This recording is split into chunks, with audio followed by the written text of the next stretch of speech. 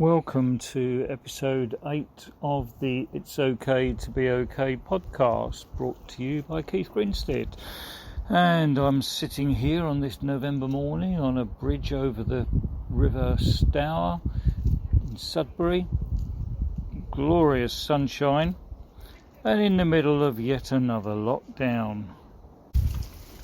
Yes, we're a week into lockdown 2, and I started this series of podcasts some months ago when we were in the first lockdown, and that one we didn't know how long that was going to go on for. At least this one we have some sort of an idea how long it's going to go on for, albeit we're not 100% certain that it will end at the beginning of December, but we're all hoping it does so that we're ready for Christmas.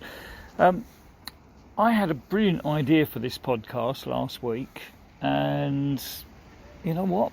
I didn't write it down. And I can't for the life of me remember what it was that I was going to talk about. So there's a lesson to you there that we all have a very, very short attention span these days. And if you get an idea, something comes to your mind, write it down, act on it, do it straight away, because asleep later you've forgotten whatever it was that you were going to do. So do please action stuff. And one of the things I go on about so often is that we've only got one point in time where we have control over, and that's this moment now, and that's just gone. And anything in the past we've got no control over because it's been done and gone. We certainly don't have control over the future, as we've all learned this year. So please do act on the now, do things immediately. Don't put off till tomorrow what you could do today, because you may not get the chance to do it tomorrow. Now's the time to do it. Now, what I do want to talk about today, really going back to what I spoke about back at the beginning of these podcasts, which was about loneliness. And if anybody saw me on BBC Breakfast last week, I had the wonderful pleasure of having a Zoom conversation with Captain Tom Moore. There was only a few minutes of it was actually broadcast on television, but believe you me, the conversation went on for over half an hour, and there were actually 2 interviews that took place.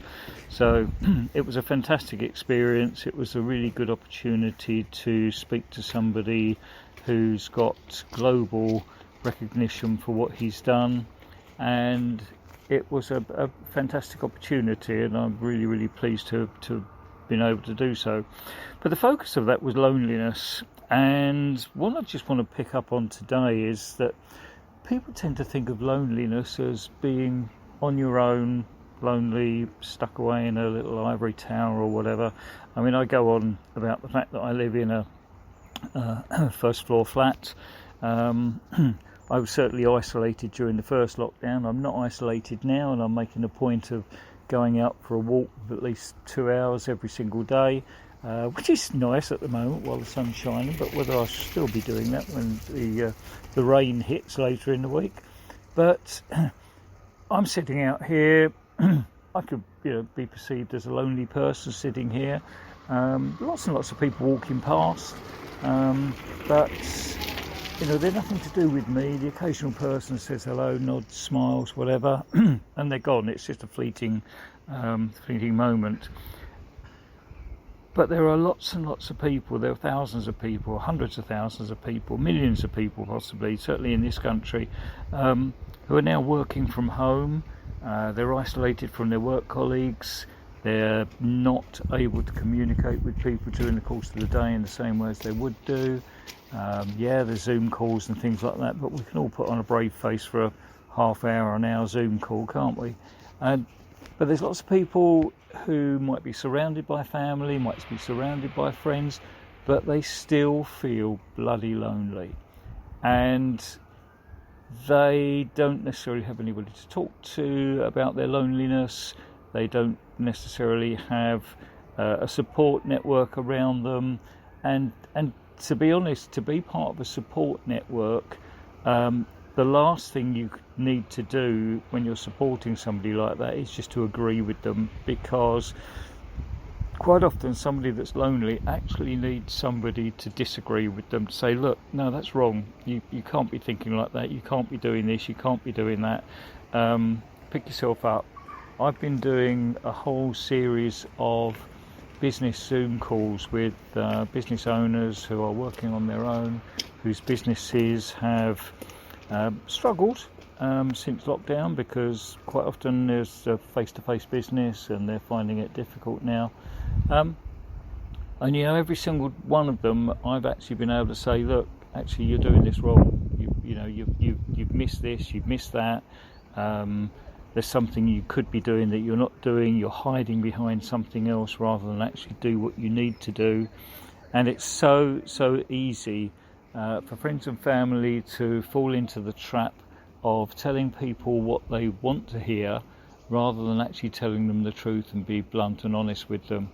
In fact, one lady that I had a Zoom call with recently, she actually, I met her a week or two later, and her husband had come into the room with a takeaway meal just at the end of our conversation, and he turned around and said, who was that bloke on the Zoom call that was giving you a bollocking just now?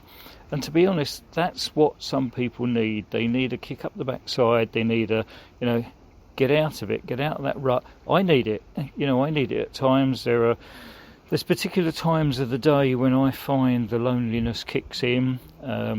Weekdays it's between 8 and 9 in the evening when there's nobody about to chat to.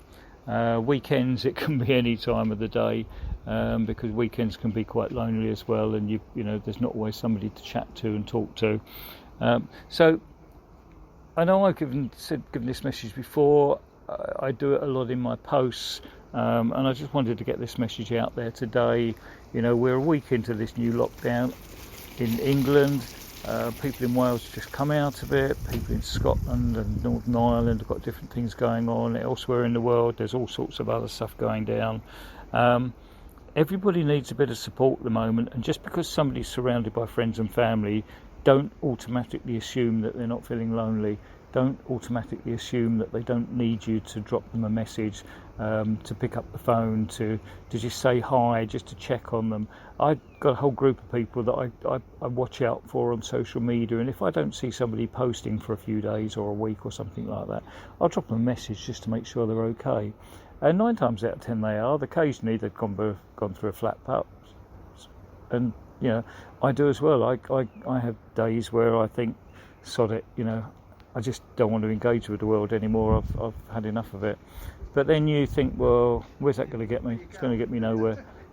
So it's a case of working hard, making sure that you are keeping in contact with people, making sure that you are keeping an eye on others. And as I say, don't just assume that, because they're surrounded by people, they're okay. It's not just people on their own that can be lonely, but it can be people in a relationship, people you work with, people in any sort of environment can feel lonely, and they may feel lonely just for a short period of time, or they may feel lonely for days or weeks on end, but you could be the person that helps them. As I said previously, you could be the light at the end of someone else's tunnel. So don't forget that no matter how difficult things might be for you, you can brighten up somebody else's day. So please get out there, do something, help somebody else out, just make contact, just make sure everybody's okay, and we'll get through this and we'll get to the end of it. So anyway, thanks very much for listening to me. That was the It's Okay to Be Okay podcast. My name's Keith Grinstead. If you want to chat to me, if you want to talk about anything, do please get in touch with me, drop me a message, and we'll have a chat. And if you want to have a Zoom call, then we'll set up a Zoom call and we'll have a chat over Zoom. In fact, Zoom calls are really, really nice because you actually get to talk to somebody without a face mask on. It's fantastic. Anyway, thanks very much for listening, and catch up with you again soon.